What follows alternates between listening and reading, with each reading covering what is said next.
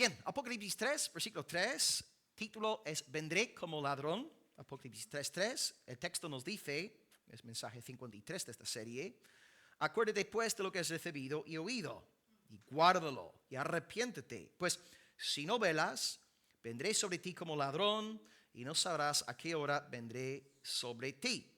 Estamos aquí en el contexto de la iglesia de Sardis, una iglesia indiferente, tibia. Se piensa que el evangelio había llegado a esa ciudad por los años 50. Apocalipsis, según pensamos, es redactado en el 90.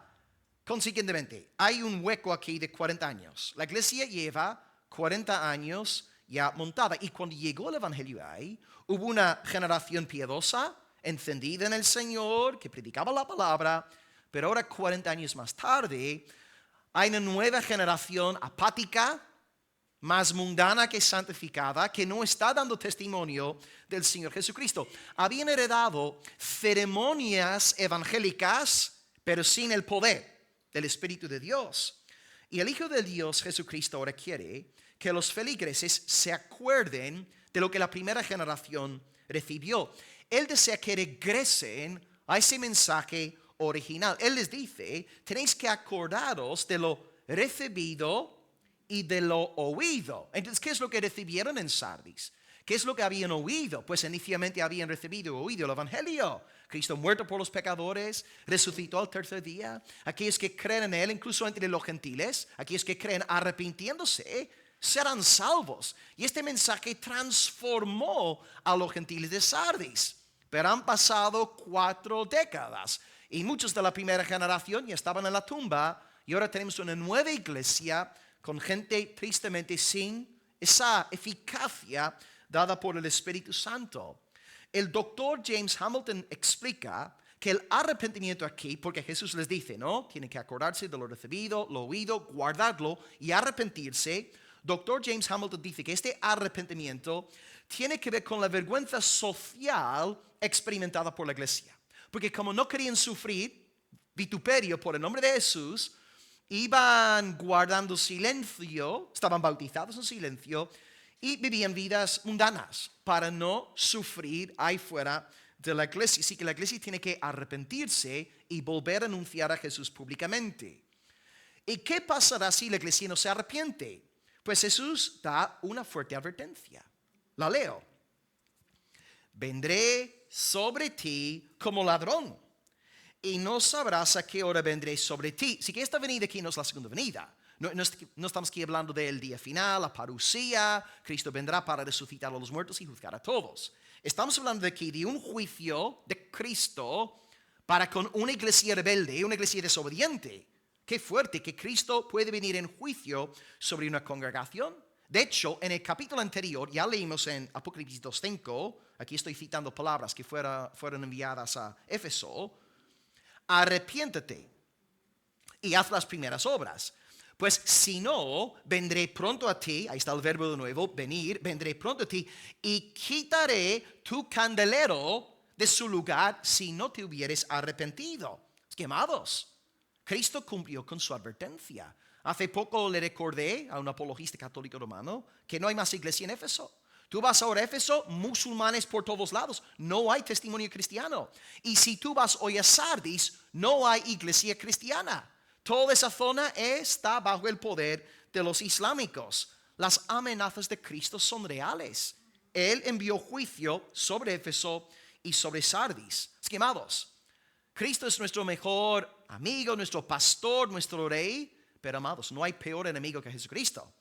Si Cristo es por nosotros, ¿quién contra nosotros? Pero si Cristo está en contra de nosotros, ¿quién nos librará de su ira? Como os recordé el día domingo. Este Cristo es tan poderoso que de su boca sale una espada aguda de 2 filos y con esa espada derriba a sus adversarios. Queridos hermanos, nuestra iglesia no necesita que el mundo nos apoye. La iglesia necesita el apoyo del Todopoderoso. Si la sonrisa de Dios está sobre nuestra iglesia, si su aprobación está sobre nuestra iglesia, es todo lo que hace falta. No necesitamos nada más. Que Dios entonces nos aleje de ser como aquellos de Sardis, guardando silencio con el fin de no ofender a los incrédulos. Dios nos guarde de perder nuestra sal. Con este comentario pues en mente vamos a sacar algunas oraciones que queremos presentar delante de nuestro Padre. Queremos convertir la palabra de Dios en oración. Yo tengo 4 peticiones.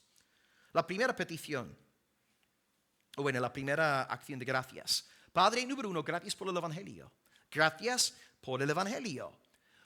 Una iglesia avivada es una iglesia que está fundamentada en el Evangelio. El Evangelio es el motor de la iglesia apostólica. Este Evangelio que aburre y adormece a los hipócritas, este mismo Evangelio es poder de Dios, es sabiduría de Dios. Y en aquellos que somos del Señor, nos encanta el anuncio del Evangelio. En cada culto os predico el Evangelio. Cristo ha muerto por vosotros, resucitó al tercer día. Por medio de la fe en Él y el arrepentimiento sois salvos. Aleluya. Es que este Evangelio ha de constituir la base, el fundamento, el motor de nuestra iglesia. Que podamos nosotros como congregación ser fieles a nuestro nombre. Iglesia evangélica. Por algo nos llamamos evangélicos, porque se supone que predicamos el Evangelio, amamos el Evangelio y nos gloriamos en el Evangelio. Que Dios nos dé mucha pasión por el Evangelio. Esta es la forma de mantener la llama encendida, recordándonos el Evangelio día tras día, mañana tras mañana, tarde tras tarde, el Evangelio. El Evangelio nos mantiene en salud espiritual. Así que hoy demos gracias al Padre por su dulce Evangelio. Segunda oración hoy. Padre, vivifícanos por el poder del Espíritu. Vivifícanos por el poder del Espíritu Santo. En Sardis hubo mucha cultura evangélica, mucha ceremonia, mucho rito cristiano. Pero esa iglesia que había empezado bien, comenzó a perder la llama, el fuego. La nueva generación no tenía esa misma pasión que caracterizaba a sus padres y a sus abuelos. Necesitamos pedir que Dios nos haga fecundos en el Espíritu Santo. Cada generación necesita el poder, la llenura del Espíritu Santo. Es que mejor tenemos aquí generaciones, hermanos ya, abuelos que habéis tenido encuentros poderosos con Dios y habéis dado testimonio de Él. Pero hay otras generaciones también que se están levantando que necesitan el mismo poder, la misma llenura, y debemos orar para que Dios visite a todos aquellos que están en nuestra congregación. Nuestra condición caída nos lleva a ser indiferentes en las cosas del Señor, y el Espíritu de Dios se encarga de avivarnos, de poner las pilas, ¿no?, dentro de nosotros en el sentido espiritual de la palabra. Es que oremos, que Dios nos despierte, que Dios nos vivifique, que Dios nos avive, que Dios nos dé una iglesia apasionada por el testimonio de Cristo, que no nos avergüence dar testimonio del nombre de Cristo ni de su Evangelio. Es que Padre, gracias por el Evangelio. Padre, vivifícanos por el poder del Espíritu Santo. 3, Padre, santifica a los mundanos. Santifica a los mundanos. En la iglesia de Sardis, lamentablemente, la mayor parte de la congregación estaba en este estado. La semana que viene veremos en el versículo 4, y no vamos a hablar de este texto hoy, pero os hago saber de antemano que hubo unos pocos hermanos en Sardis que no habían manchado sus vestiduras. Y es casi siempre así. Cuando tú vas a una iglesia evangélica, incluso aquí en España, y tú hablas con el pastor o los líderes de esa iglesia local, ¿no? Casi siempre te van a decir lo mismo, si entablas una conversación, que dentro de la iglesia sí, hay un grupo, ¿no? Hay un grupo de hermanos fieles. Hay un núcleo, hay gente muy entregada al Señor, muy rendida con todo su ser, pero hay un grupo considerable que es casi más mundano que santificado, que está más allá que acá, ¿no? Y tristemente en el caso de Sardis, estamos ante una iglesia que no solamente estamos hablando de bastantes hermanos en esa condición, sino la mayor parte, o sea, unos pocos hermanos se habían guardado en santidad para Dios. La gran mayoría estaba en esa condición de indiferencia, y por eso Jesús saca su advertencia de juicio.